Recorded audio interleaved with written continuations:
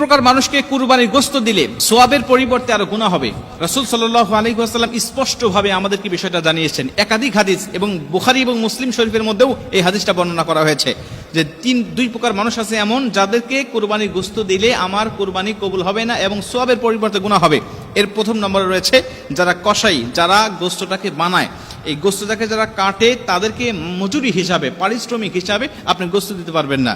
তারা যেহেতু পরিশ্রম করেছেন, কষ্ট করেছে, এর জন্য তাদেরকে পারিশ্রমিক দিতে হবে, তবে গোশত নয়। আপনি তাদেরকে টাকা পয়সা বা অন্য কোনো চুক্তি তাদের আপনি দিতে পারবেন, কিন্তু ওই কুরবানির পশু থেকে আপনি তাকে কিছুই দিতে পারবেন না। আমাদের সমাজে অনেকে দেখা যায় যে কুরবানির সারাদিন কাটাকাটি করছে, তাকে 4টা পাও দিয়ে দিল বা 2টা পা দিয়ে দিয়েছে, মাথাটা দিয়ে দিয়েছে, গরু ভুঁড়িটা দিয়ে দিয়েছে, এরকম একটা শর্ত দিয়ে আমরা তাদেরকে কাজে নিয়োগ দেই। আল্লাহ রাসূল সাল্লাল্লাহু আলাইহি ওয়াসাল্লাম বলছেন, লা ইউতা ওয়া লা ইউতা ইল্লা লিজাযারাতিহা শাইআ। পারিশ্রমিক হিসাবে তুমি কুরবানির গোশত তাকে দিতে পারবে না, তবে হ্যাঁ অবশ্যই সে যেহেতু গরিব, সে যেহেতু অসহায়, এজন্য তুমি অন্য 10 জনকে যেটুকু গোশত দিয়ে থাকো ওই রকম ভাবে তুমি তাকে দিবে, কোনো সমস্যা নাই। কিন্তু সে পারিশ্রমিক হিসাবে তোমাকে অবশ্যই মূল্য দিতে হবে। মূল্য পরিশোধ করার পরে তুমি তাকে অন্য 10 জনের মতো একটু গোশত তুমি তাকে দিয়ে দিলে কোনো সমস্যা নেই।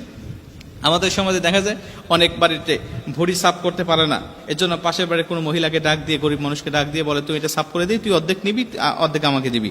এই বিষয়গুলো কখনো দেওয়া যাবে না। আপনি সে পরিশ্রম করেছে, তাকে আপনি টাকা দেন, অন্য বিষয়গুলো দেন, কোনো সমস্যা নাই, কিন্তু কুরবানির পশু হতে আপনি তাকে কিছু দিবেন না, গোশত তাকে দিবেন না। আপনি তাকে বলে দিবেন, ভাই তুমি আমার গোশতটাকে বানাবে সারাদিন, অবশ্যই তোমার সারাদিন একটা পারিশ্রমিক আছে, একটা দাম আছে, আমি তোমাকে কত টাকা দেবো তুমি বলো, তুমি আমার কাছে টাকা চেয়ে নাও, আমি তোমাকে কুরবানির গোশত হতে তোমাকে দেব না। অন্য 10 জনকে যেমন দেই আমি ঠিক অনুরূপ তোমাকে দেব। বেশি আশা তুমি আমার কাছে করবে না। বেশি আশা করলে তুমি আমার কাছে টাকা চেয়ে নাও যে কত টাকা তুমি নিবে, কিন্তু গোশত তুমি বেশি আশা করতে পারবে না। কেন? আল্লাহ রাসূল আমাদেরকে নিষেধ করেছেন হাদিসের মধ্যে, বুখারীতে, মুসলিমে, অন্যান্য বিভিন্ন কিতাবের মধ্যে হাদিসটা বর্ণনা করা রয়েছে। 2 নম্বরে, এই পশুটিকে যারা জবাহ করে, বিশেষ করে ইমাম মুয়াজ্জিন, আমাদের মতো হুজুররা যারা, এরা পশুটাকে জবাহ করে, দেখা যাচ্ছে অনেক জায়গায় এই জবাহ করার জন্য, জবাহ করার কারণে দেখা যাচ্ছে সমাজের মধ্যে হুজুরের জন্য আলাদাভাবে গোসল নয়, যে সে জবাহ করেছেন এর জন্য তাকে আলাদাভাবে একটা ধরা হয়, একটা নির্দিষ্ট মাপ, যে এই মাপে তাকে দিতে হবে। মজুরি সে জবাহ করেছেন, সে জবাহ করেছে, এজন্য আপনি আলাদা করে তাকে দিতে পারবেন না। সে জবাহ করেছেন, ইমাম, সে মুয়াজ্জিন, সে জবাহ করেছেন, তাকে আলাদা হিসাবে আপনাকে অবশ্যই টাকা দিতে হবে। আপনাকে অবশ্যই পারিশ্রমিক হিসেবে টাকা দিতে হবে। আপনি গরু প্রতি 1000, 2000, 5000 যা যেমন পারেন আপনি দিয়ে দিলেন, সমস্যা নাই। কিন্তু আপনি যদি মনে করেন যে না, সে ইমাম মানুষ, তাকে কিছু দিতে হবে, অবশ্যই অন্য 10 জনের মতো আপনি তাকে দিবেন, কিন্তু পারিশ্রমিক হিসাবে সে জবাহ করেছে এজন্য আমি তাকে অনেক মোটা অঙ্কের কিছু দিব, আমি 5 কেজি 10 কেজি তাকে গোশত দেবো, এমনটা নয়। আপনি অন্য 10 জনকে যেমন দেন সেই অনুরূপভাবে দিবেন, আর জবাহ করার জন্য আপনি পারিশ্রমিক হিসাবে তাকে অবশ্যই আপনি মূল্যটা পরিশোধ করবেন।